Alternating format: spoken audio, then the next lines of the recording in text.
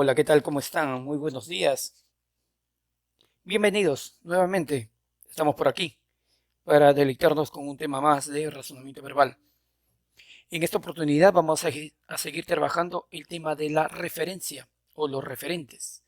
Y en esta oportunidad hablaremos sobre la elipsis y sus aplicaciones. Pues sean todos bienvenidos. La referencia o referencia gramatical, como algunos lo llaman, es uno de los mecanismos, uno de los tantos mecanismos que se utilizan para garantizar la cohesión textual. Se define como la relación biunívoca que se establece entre ciertas unidades o expresiones lingüísticas y una entidad del mundo o del universo creado en el discurso. Esto es, el acoplamiento o la unión entre un término cumpliendo una función y otro, para poder darle cohesión y coherencia al texto, y no caer en errores comunes como lo que es la incoherencia, la contradicción, pero sobre todo la redundancia. Existen tres procedimientos de referencia muy conocidos: la llamada anáfora, ¿sí? La catáfora y la elipsis. Vamos a hacer un repaso con respecto a lo que era el tema de la anáfora. Como puede ver en la pantalla, la anáfora era un procedimiento que consistía en la aplicación de un referente o palabra, que en este caso, como ya hemos estudiado, podría ser un pronombre, sea este personal o determinante, posesivo, demostrativo, numeral indefinido, incluyendo un pronombre interrogativo exclamativo o un pronombre llamado relativo. Ya es la utilización de uno de estos pronombres posterior, ¿ok? Posterior a la palabra o frase referida, ¿no? Por ejemplo, las bolsas no se recuperan. Puticoma. Esto, ¿sí? Esto como pronombre demostrativo, reemplazando a esta acción, ¿sí? Perjudicará a los inversores. Entonces, la anáfora es el procedimiento en el cual se va a utilizar un término para poder, digamos, repetir el significado de otro que ya se ha nombrado con anterioridad, ¿no? En este caso, estamos haciendo uso de un pronombre demostrativo. Otro ejemplo para que se pueda entender mejor o en todo caso para que puedan recordar el tema, ¿no? Ayer vi un libro de pintura y lo compré para ti. Lo, como pronombre personal, estaría o está reemplazando al libro de pintura. Muy fácil reconocer, ¿no? Ayer vi un libro de pintura y lo compré. ¿Qué compré? El libro de pintura. Entonces, estamos haciendo un proceso de referencia, en este caso, un proceso anafórico, porque el término referente, que sería lo, está ubicado después de la palabra referida. En cambio, la catáfora no, la catáfora es a la inversa, ¿no? Primero aparece el referente, ¿sí? Anticipándose, perdón, a la información, palabra o frase a quien uno alude. Entonces digo, no me lo digas. Dos puntos. Has decidido casarte. ¿A quién está reemplazándolo? A lo que dijo. Igualmente acá arriba. Te digo esto por última vez. Esto es un pronombre demostrativo neutro. Te digo esto. ¿Qué te digo? No vuelvas a engañarme. Entonces, aquí el referente, ¿sí? Se anticipa a la información. Entonces tenemos, para recordar, referentes, referidos. Los referentes van a ser palabras que de una u otra manera van a reemplazar a las palabras que se han nombrado con anterioridad o con anticipación. Las anáforas y las catáforas, para terminar esta parte, pueden señalar tanto a personas o objetos como al tiempo o espacio creados dentro de un tejido discursivo, ¿no? Ese tejido, ¿sí? Implica la llamada cohesión, ¿no? Una palabra, en este caso el pronombre demostrativo que está siendo utilizado como referente está enganchado, está unido, está acoplado a las demás de tal manera que existe la llamada cohesión y por lo tanto le va a dar coherencia o sentido lógico a lo que nosotros estamos escribiendo o leyendo.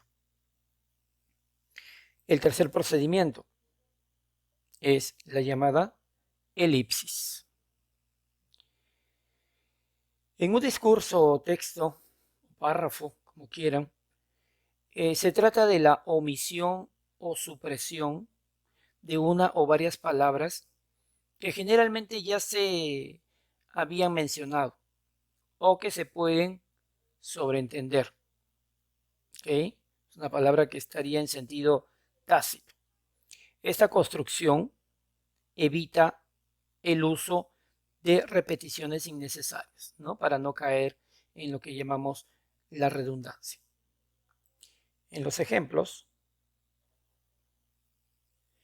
obras son amores, pero no buenas razones. Un dicho muy popular. ¿Qué implica esto? En esta oración lo que hemos hecho es omitir una palabra. ¿Qué palabra hemos omitido? El verbo son. Claro, ¿no se han dado cuenta? Obras son amores, pero no son buenas razones. Aquí podríamos nosotros colocar una coma que implicaría que estaría reemplazando a son, ¿sí? O simplemente lo sobreentendemos que aquí se ha obviado el verbo que se ha nombrado con anterioridad.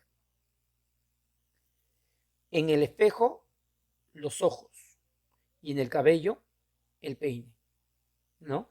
Aquí se ha obviado con la coma, ahora sí con la utilización de la coma, ¿sí? Un verbo, ¿no? Un verbo conjugado en dos tiempos, posiblemente en dos personas gramaticales, ¿no? El verbo tener. Diría la oración, en el espejo tiene los ojos y en el cabello tiene el peine. La utilización de la elipsis mediante un signo de puntuación, en este caso la coma, hace que ésta reemplace al verbo que está sobreentendido. Juan estudia matemáticas, punto y coma, Marita, coma, inglés. ¿Qué hace con el inglés? Estudia. Entonces, esta coma también está reemplazando, sustituyendo al verbo estudia. Entonces, ¿qué procedimiento se ha realizado? Procedimiento llamado elipsis. Algunos definen el elipsis como un procedimiento en el cual se va a reemplazar un verbo. ¿Por qué razón? Porque dentro también de la normativa, que vamos a ver más adelante, existe una coma llamada coma elíptica, que proviene de elipsis. La coma elíptica, que sería esta de acá, es aquella que se utiliza para reemplazar a un verbo que se ha nombrado o se sobreentiende. Entonces, ese procedimiento en el cual se utiliza esta coma elíptica se llama elipsis. Es un procedimiento de referencia. Y para terminar esta parte, en su vida, coma, el desengaño, punto y coma. En sus deseos, coma, la muerte. La coma, vuelvo a repetir, está reemplazando, está sobreentendiendo al verbo tiene. En su vida tiene el desengaño. En sus deseos tiene la muerte. ¿Con qué propósito se hace? Para darle mayor fluidez al texto, ¿no? Mayor sentido y sobre todo cohesión. ¿Por qué razón? Porque es muy importante la utilización de los signos de puntuación. Toma en cuenta que estos van a funcionar generalmente como nexos, como enlaces, ¿no? Y que ¿para qué sirven los enlaces, no? Para poder cohesionar, para poder unir un elemento con otro. Si yo busco la cohesión, por ejemplo, entre, no sé, podría decir, entre la parte derecha de mi saco y la parte izquierda, ¿qué es lo que voy a utilizar como elemento de cohesión? El botón y el ojal, ¿no? Básicamente el botón. Ese elemento de cohesión, ¿sí? Va a ser una parte muy importante que va a unir, que va a producir la coherencia o el sentido lógico de utilizar el saco. ¿Para qué utilizo el saco? para abrigarme. Entonces, esa unión va a producir que yo esté abrigado. Igual también en las palabras. Esta coma va a hacer que se une este elemento con el otro. Más allá de que reemplace un verbo, le va a dar sentido lógico a lo que expreso, lógicamente dándole la pausa necesaria, porque la coma es una pausa. Entonces, cuando tú lees, en su vida, el desengaño, en sus deseos, la muerte. Fácilmente te van a poder entender, porque lo que has hecho es cohesionado, has unido un elemento con otro, ¿sí? Ya sea en letras o signo de puntuación, para darle coherencia a toda la información que quieres dar. Para eso existen para eso sirven, para eso se utilizan los procedimientos de referencia, que son tres, vuelvo a repetir: las anáforas, las catáforas y los elipsis. Se entiende pues que la elipsis, consiste en omitir en una oración o en un texto una o más palabras que quedan sobreentendidas, porque ya se había mencionado antes. Por ejemplo, para poder terminar esta parte, Juan estudia matemáticas y su hermano, química. ¿Qué sucedió aquí? Un procedimiento de referencia llamado elipsis. Utilicé la coma para poder reemplazar al verbo estudio.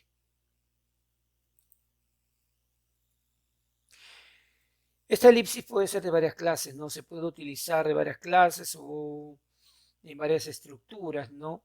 Generalmente para poder omitir un sustantivo, para poder omitir un verbo, para poder omitir una frase proposicional o para poder emitir, sí, efectivamente, una oración, ¿sí? Pero básicamente se utiliza para poder reemplazar u omitir a un verbo que se sobreentiende o está nombrado dentro de la oración. Es decir, en un texto se puede omitir todos estos elementos ya mencionados.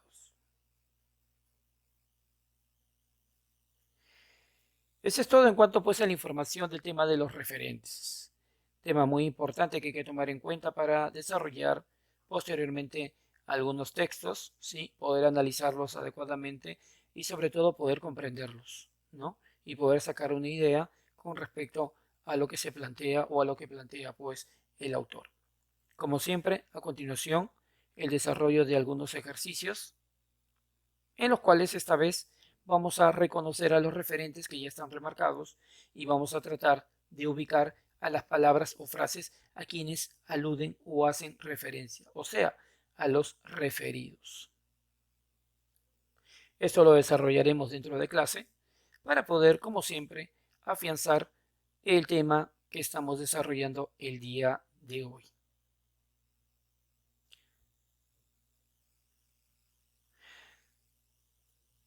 Muy gustoso de haber estado con ustedes y haber compartido un poco más de conocimiento.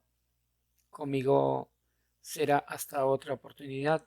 Cuídense mucho, abríguense por favor, que está haciendo ya mucho frío. ¿Sí? Hasta luego, chicos, nos vemos.